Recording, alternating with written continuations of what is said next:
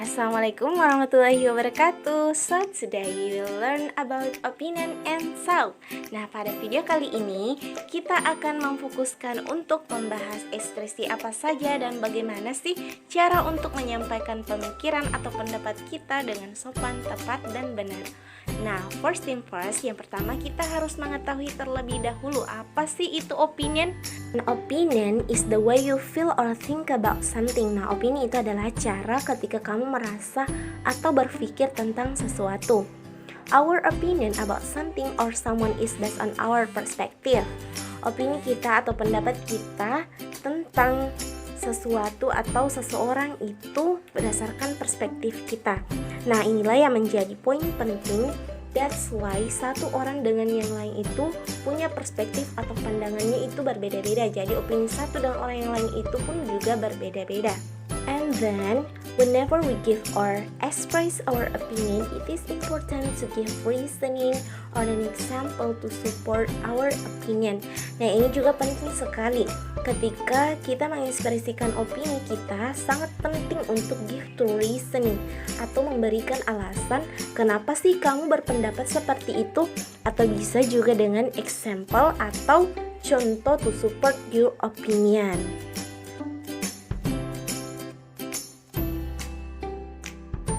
Di sini ada beberapa contoh conversation in talking about opinions. Starting for example 1, I like Harry Potter movies because the magic seems so real. Yang artinya, saya suka film Harry Potter karena sihir-sihirnya itu terlihat nyata. Kemudian si B berkata, I don't agree with you. Harry Potter movies are just overrated. Saya tidak setuju dengan kamu. Film Harry Potter itu menurutku terlalu berlebihan. Jadi si B ini tidak punya sependapat dengan si A. And then for example 2, I like playing card because it is so much fun. Yang artinya, saya sangat suka main kartu karena sangat menyenangkan. Kemudian si B berkata, I don't like playing card because people end up fighting.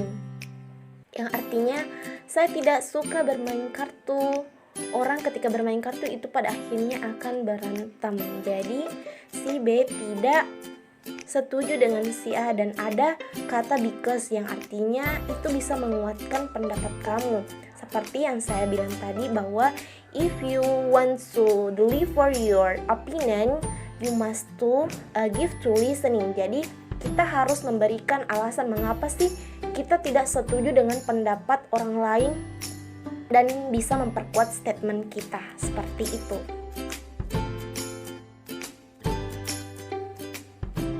Oke, next, ini ada how to express your opinion. Ada beberapa ungkapan yang bisa kamu gunakan untuk mengungkapkan pendapat kamu. Nah, struktur kalimatnya yang tepat seperti apa? Yang pertama itu, kita harus punya subjek, karena siapa yang menyampaikan opini itu harus jelas.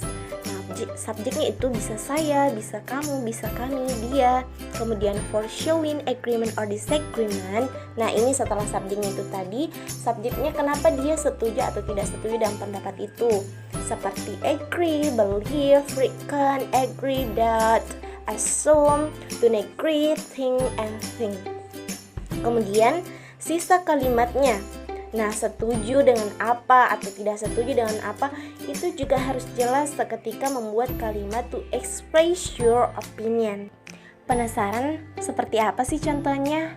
Nah, contoh yang pertama yaitu I agree with what you are saying, yang artinya saya setuju dengan apa yang kamu katakan. Kemudian contoh yang kedua, we believe this is not the right way to handle things, yang artinya kami percaya bahwa ini bukanlah jalan atau cara yang tepat untuk menangani hal ini.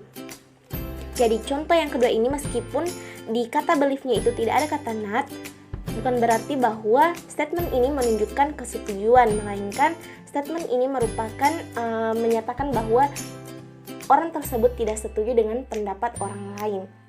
Jadi this is not, ada kata not di situ, yang berarti not itu menunjukkan bahwa dia tidak setuju dengan pendapat orang lain. Kemudian contoh yang ketiga, I reckon this is could be right considering the reasons you have provided. yang artinya itu reckon itu artinya mengira ya. Jadi artinya saya mengira ini bisa saja benar dengan mempertimbangkan alasan-alasan yang kamu berikan.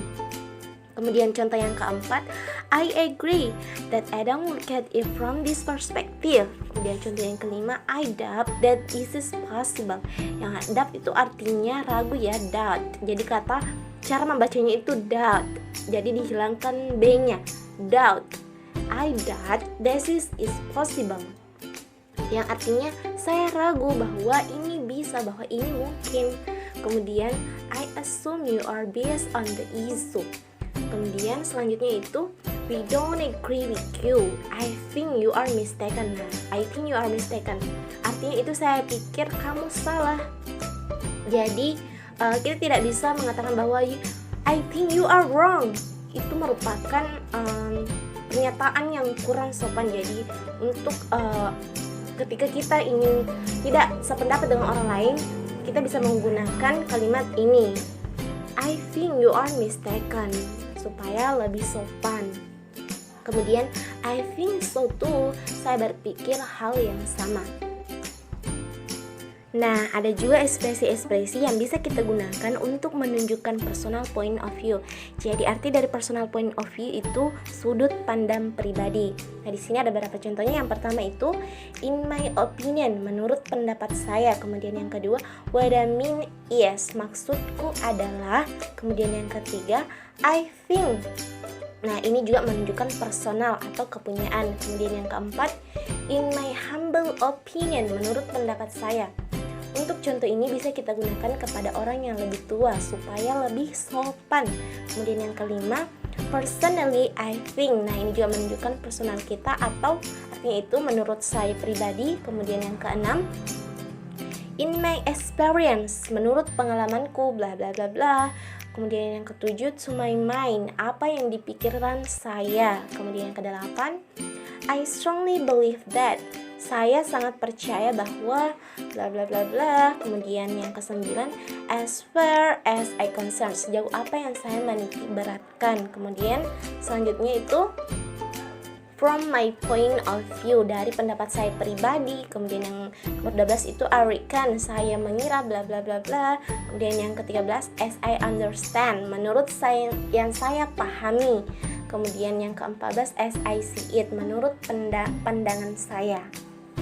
Jadi ini beberapa contoh yang bisa kita gunakan untuk menunjukkan pendapat kita secara pribadi atau sudut pandang kita pribadi, seperti itu.